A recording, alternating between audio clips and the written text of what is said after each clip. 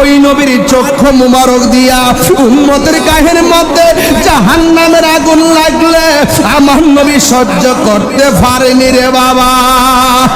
ডাক দিয়া কয় মা, ও মা গো, আপনার সন্তান কবরের ভিতরে জাহান্নামের আগুনে জ্বলে। এটা শোনার পরে কেন আপনি মুস্কি মুস্কি হাসতেছেন? ও মা, আমার তো সহ্য হয় না। মা ডাক দিয়া নবী গো, নবী গো, নবী গো, নবী গো, ও মায়ার নবী, আমি কেন হাসি জানেননি? আমার জাতমনিরা আমি পেটে বড় কষ্ট করে ধারণ করেছি। আমার সন্তানটারে আমি না খাই আমি কত কষ্ট করছি গো নবী। রাতের বেলা আমার ঘুম ভাঙা গেছে সন্তানের লাথি খাইয়া। আমি খাইতাম বসছি, প্লেটের মধ্যে খাওয়ানটা মুখের মধ্যে লেবু, হঠাৎ করে খাওয়ানটা পইরা গেছে সন্তানের লাথি খাইয়া। ও নবী গো, পেটের ভিতরে সন্তান দিনের পর দিন হাজার বার আমারে ঘুমের ভিতরে লাথি মাইরা আমার ঘুম ভাঙ্গা দিছে। সারাটা রাত আমি চোখের পানি ফালায়া কাঁদছি। সকালবেলা আমি চোখের পানি মুইসা আমি মানুষের সামনে গেছি, কিন্তু সন্তানের ব্যথার কথা আমি কারো কাছে বলবো কথা, সন্তানের বাবার কাছেও আমি বলি নাই। হাজার হাজার কষ্ট আমি সহ্য করে নিছি, হাজার হাজার কষ্ট আমি সহ্য কইরা নিছি। আর মনের ভিতরে স্বপ্ন ছিল আমার ছেলে হবে, আমার ছেলে হবে, এই ছেলে বড় হবে আমার খেদমত করবে, এই ছেলে আমার বুড়া কালে আমার দেখতে রাখবে। কিন্তু আমার সন্তান যখন ভূমিষ্ঠ হবে এমন জোরে আমার লাথি মারছে, সমাজের মানুষ বলছে আমি নাকি মরে গেছি। কিছুক্ষণ পরে নাকি আমার হুঁশ এসেছে। আমি এমন ভাবে জীবন ঝুঁকি নিয়ে তারে আমি ধারণ করছি।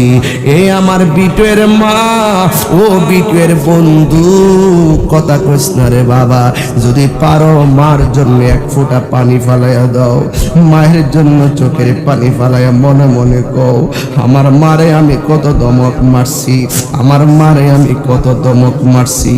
আজকে বিদেশ যায় কত টাকা রুজি করছি, সবার কাছে হিসাব দিলাম, মার কাছে হিসাব গোপন রাখছি।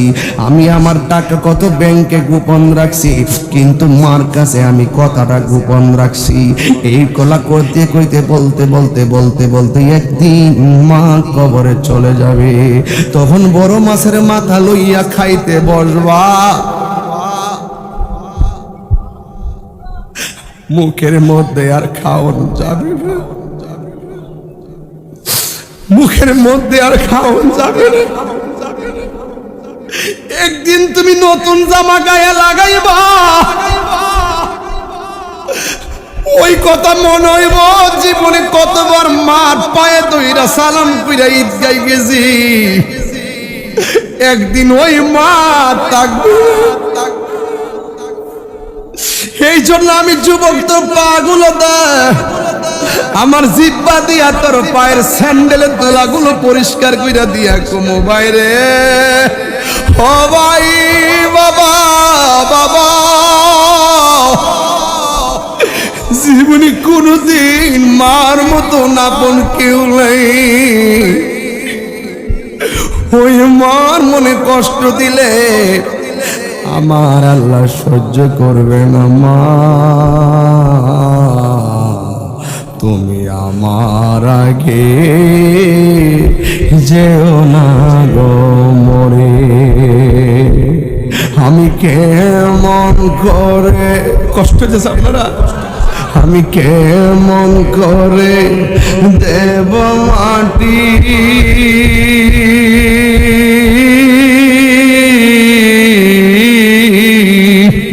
আমি কেমন করে দেব মাটি তোমারি কবরে মা, তুমি আমার আগে যেও না গো মরে মা,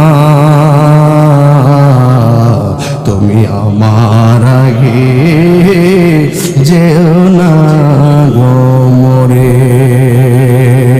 আমি কেমন করে দেব মাটি তোমারি কবরে, আমি কেমন করে দেব তোমারি কবরে মা, তুমি আমার আগে যেও না গো মরে।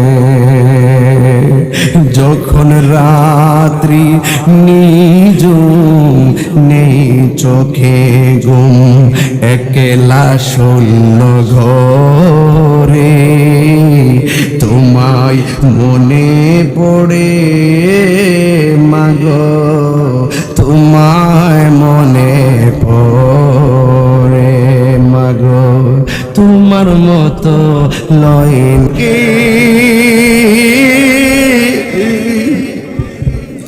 আঁচল দিয়ে মুছে না কেউ আমার চোখে পানি।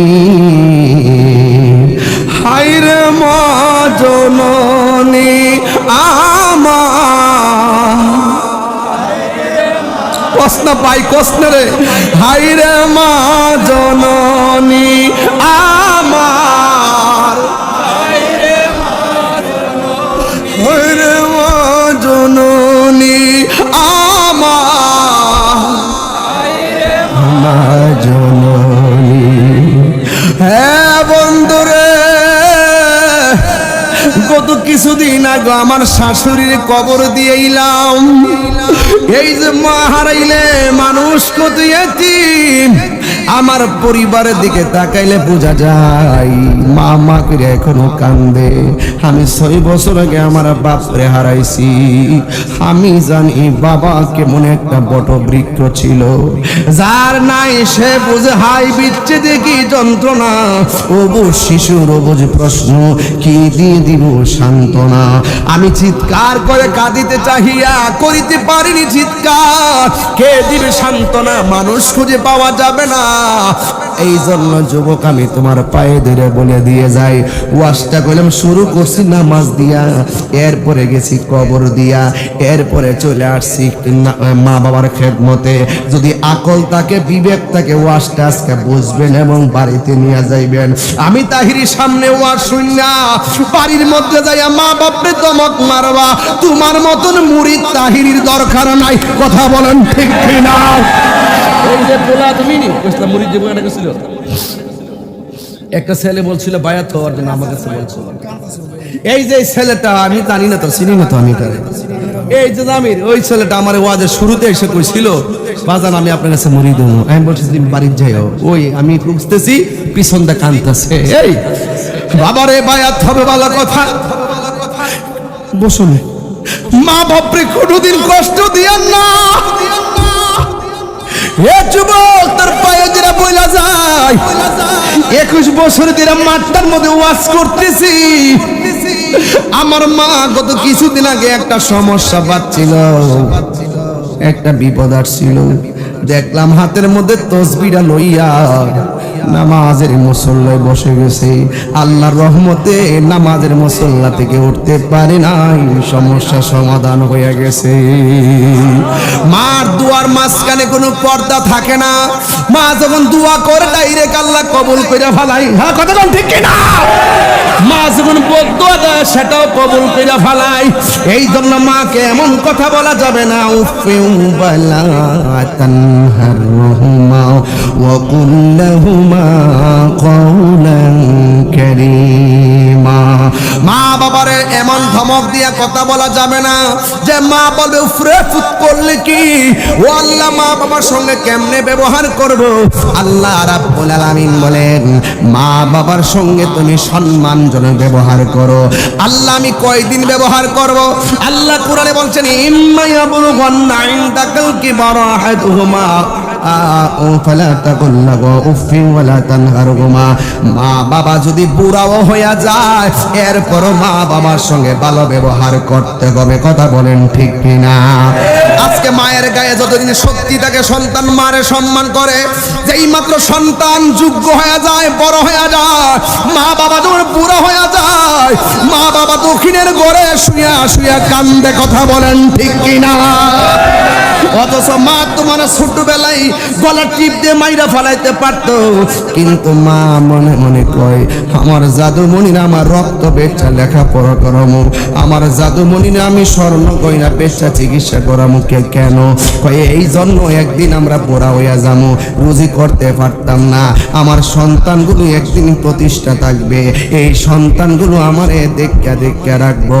যখন এই স্বপ্ন মা বুকে লালন করে আর ওই দিক দিয়ে সন্তান যখন বউর পাল্লাই বলি আর শয়তানের পাল্লাই বলি কইরা যখন মা বাপরে কষ্ট দেয় আমার আল্লাহ রাব্বুল আলামিন সহ্য করে না। কথা বলেন ঠিক কিনা? এই জন্য আমার বিটুরি বাবারা ওয়াজ আজকে মাঠে রাখবেন না, বাড়িতে নিয়ে যাবেন। কথা বলেন ঠিক কিনা? আপনার বুড়া বাপটা লাঠি ভর করে করে মাহফিলে আসছে, আপনি আলাদা আলাদা হাইটটা আইসা বসেন। কি রে বাপ, আপনার বাপটার আপনার হাতের আঙ্গুলে দইরা দইরা মাহফিলে আইন আপনি বাপের পায়ের মধ্যে বসে থাকতেন।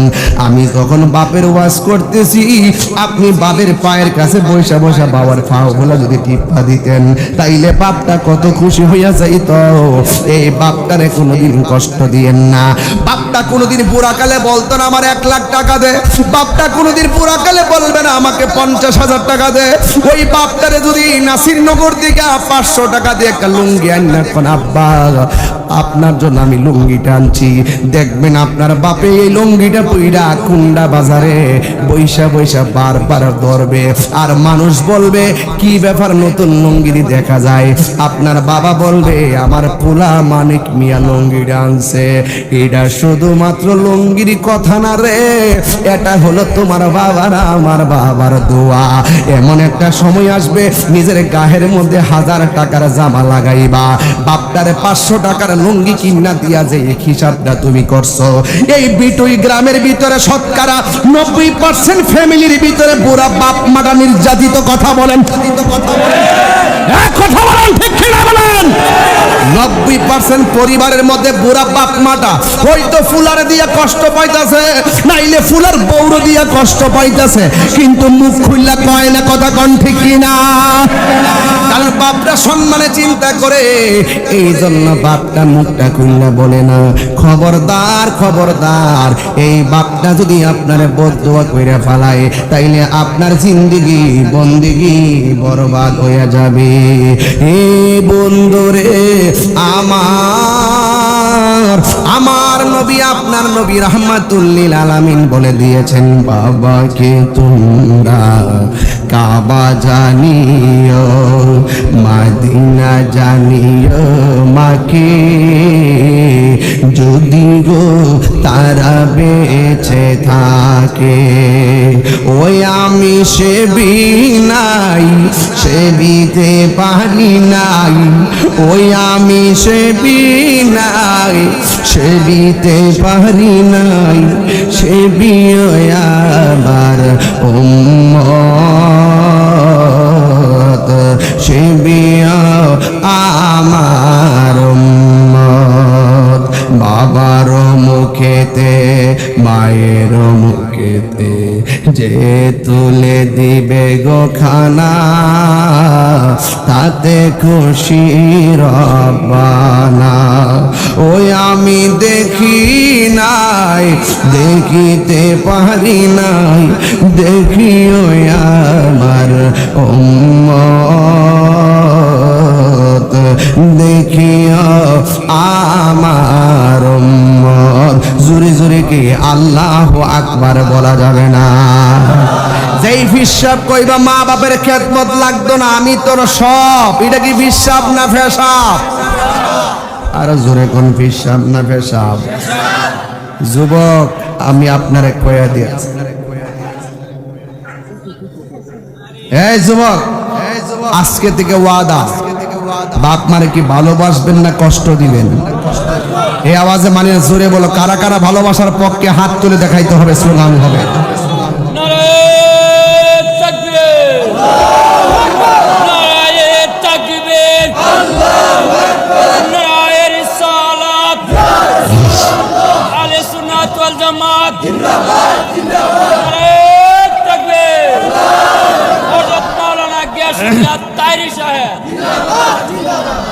আল্লাহু আকবার বলেন। ভাই যাই কোন না কই, খালা ফুফু মায়ের মতো না, মা গো জান্নাতের চাবি আমার মা। মা যার বেঁচে নাই তার মতো দুঃখী নাই, মা যার তার মতো দুঃখী নাই, খালা ফুফু মায়ের মতো না, মা গো জান্নাতের চাবি আমার মা। মা মা গো জান্নাতের চাবি আমার মা। জোরে জোরে কি আল্লাহু আকবার বলা যাবে না? হাই রে ও বিটুর বন্ধু, মনে আসেনি নবীর কথা? নবী আমার ডাক দিয়া বলে, মা সন্তানের বডির নিচে জাহান্নামের গালিচা আপনি শোনার পরও কেন আপনি হাসতেছেন? মা ডাক দিয়ে বলি, ইয়া রাসূলুল্লাহ, ইয়া হাবিবাল্লাহ, নবী গো, ও মায়ার নবীজি, আমার সন্তান আমার এমন কষ্ট দিছে, কষ্ট দিতে দিতে দিতে দিতে দেয়ালের মধ্যে পিঠ ঠেকাইয়া ফালাইছে, আমি আর সহ্য করতে পারি নাই। আমি দুইটা হাত তুলে আল্লাহরে বলছি, আল্লাহ যারে আমি এত কষ্ট করে লালন পালন করছি, সে আমার দুনিয়াতে কেজে কষ্টটা দিছে, দুনিয়া থেকে যাওয়ার পরে তুমি তারে কষ্ট দিও। আমি আমার সন্তানের জন্য আমি বদদুয়া দিয়েছি, এই জন্য আমার বদদুয়াটা যে আল্লাহ কবুল করছে এটা শুই না আমি হাসতেছি। আল্লাহু আকবার কর না কেন? এবার নবী ডাক দিয়া কয়, আল্লাহ ও আল্লাহ, মহিলা মা কবরের ভিতরে আযাব দেখে না, একবার মাটার সামনে কবর আযাবটা ওপেন করে দাও। এবার আযাবটা ওপেন করে দিলেন, সেই মাত্র ওপেন করে দিছে, মা তাকায়া দেখতেছে তার গায়ের ভিতরে জাহান্নামের চামড়া লাগাইয়া দেওয়া আছে, তার গায়ের মধ্যে জাহান্নামের বিছানা লাগাইয়া দেওয়া আছে। এ যুবক,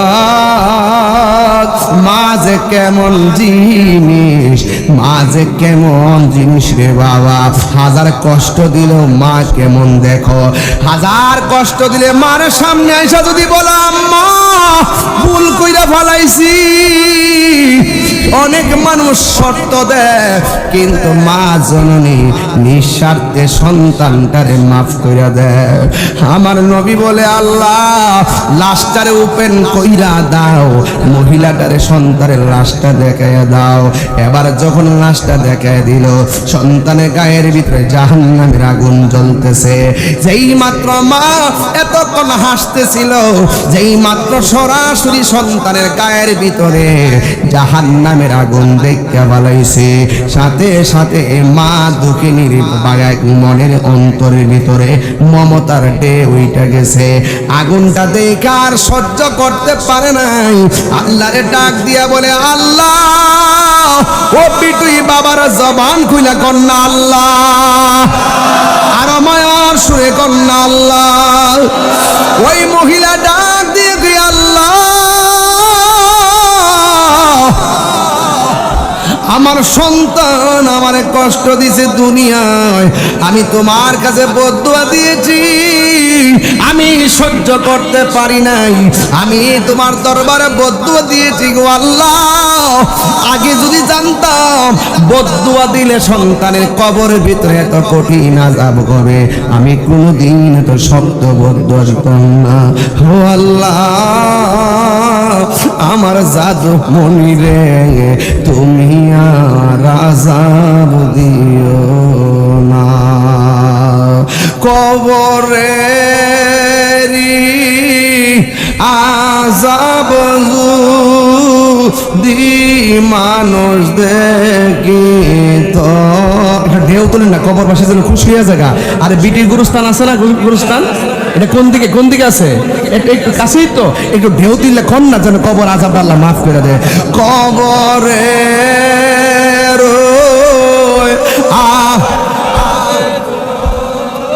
দি মানুষ দেখি তো গরবারি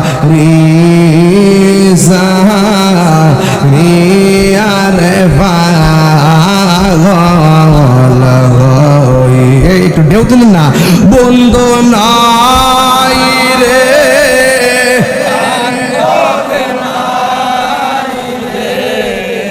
যে জাগায় কন্যা আল্লাহ, আও দিলটা নরম করে কন্যা আল্লাহ।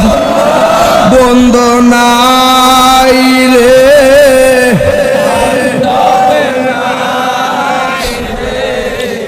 যে জাগায়, সেই জাগার বন্ধু নবী মুস্তাফা। আব্বা আম্মা যার মাবত কবরে, আব্বা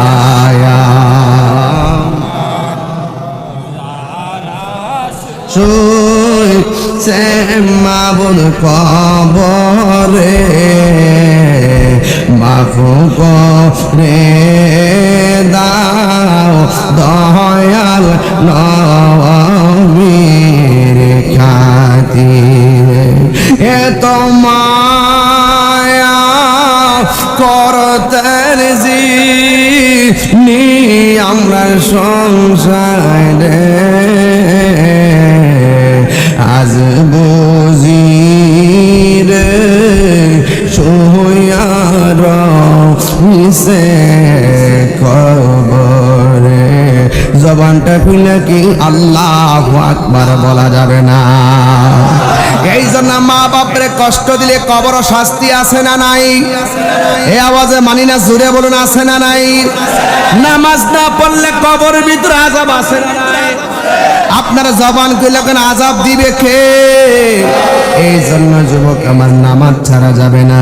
ইন্নাস সালাতা তানহা আনিল ফাহশাই ওয়াল মুনকার, নিশ্চয়ই নামাজ অশ্লীল এবং খারাপ কাজ থেকে বিরত রাখে।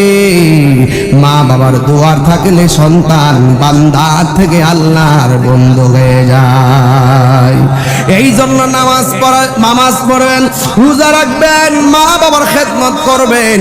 তবে যুবকদেরকে একটা কথা বলে দিয়ে যায়, জবানটা খুললে কোন বাবা ট্যাবলেট কি চলবে না, বন্ধ হবে। আপনাদের এলাকায় কি নেশা আছে? আয়সা পড়ছে মোবাইলের মধ্যে কি জুয়া আছে? এটা কি খেলা কও?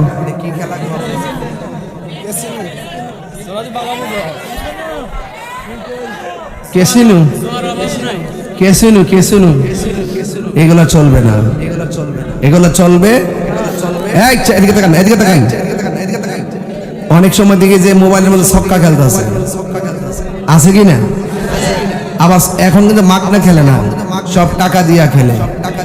এই সমস্ত খেলায় কি অধপতন আসে কি আসে না? সুখের ঘরে দুঃখের আগুন লাগে কি লাগে না? আপনি জুয়ারি খেলবেন, কেসুনি খেলবেন, কিন্তু দেখা যাবে আপনি একসময় লসে পড়ে যাবেন। লসে যখন পড়ে যায় তখন কিন্তু ঘরের আপনও দুশ্মন হয়ে যায়। কথা কোন ঠিক কিনা? অভাব যখন ঘরে আসে, ভালোবাসা তখন জানালা দিয়ে পালিয়ে যায়। এই জন্য আপনারা বলেন না, জুয়া কি চলবে? আরো বড় করে, জুয়া কি চলবে?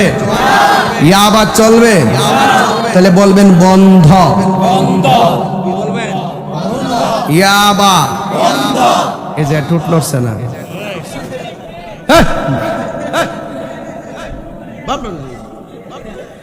বাবা হ্যাঁ বন্ধ করো একই তারে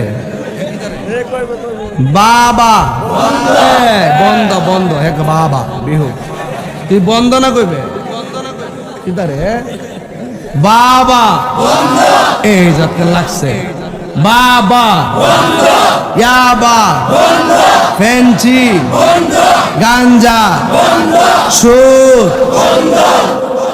সুদ করে আসিনি রে মনটা কর সুদ করে বাপটা হইতো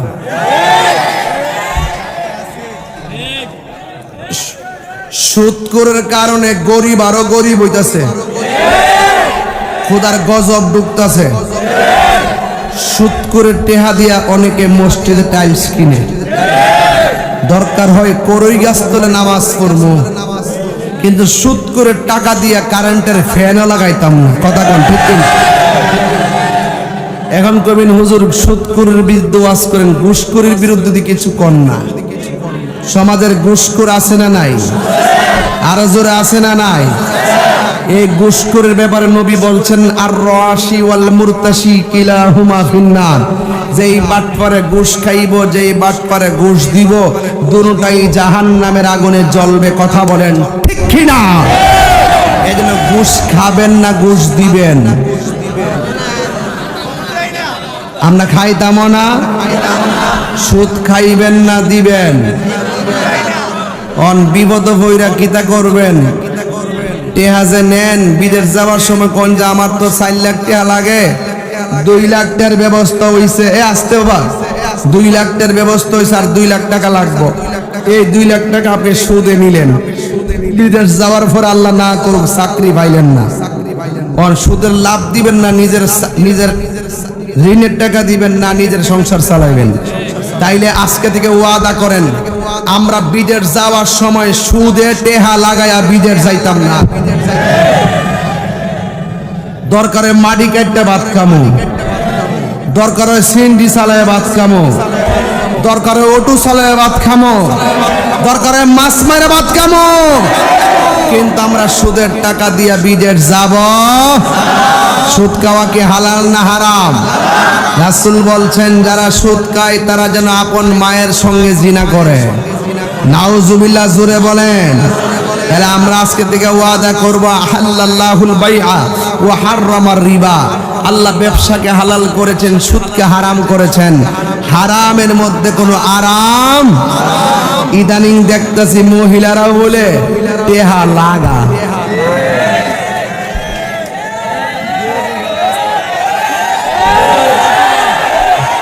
মহিলারা টেহা লাগা সারা জীবন শুনছি এরি ক্ষেত লাগা আর ওহন শুনি যে জামাইতে বিদেশ বউ টেহা লাগা জামাই যখন বিদেশ থেকে 1 লাখ টাকা ভাড়া এই 1 লাখ টাকা থেকে 50,000 টাকা তালিবালি করে এরে দে হেরে দে হাজারে কত হাজারে 500 100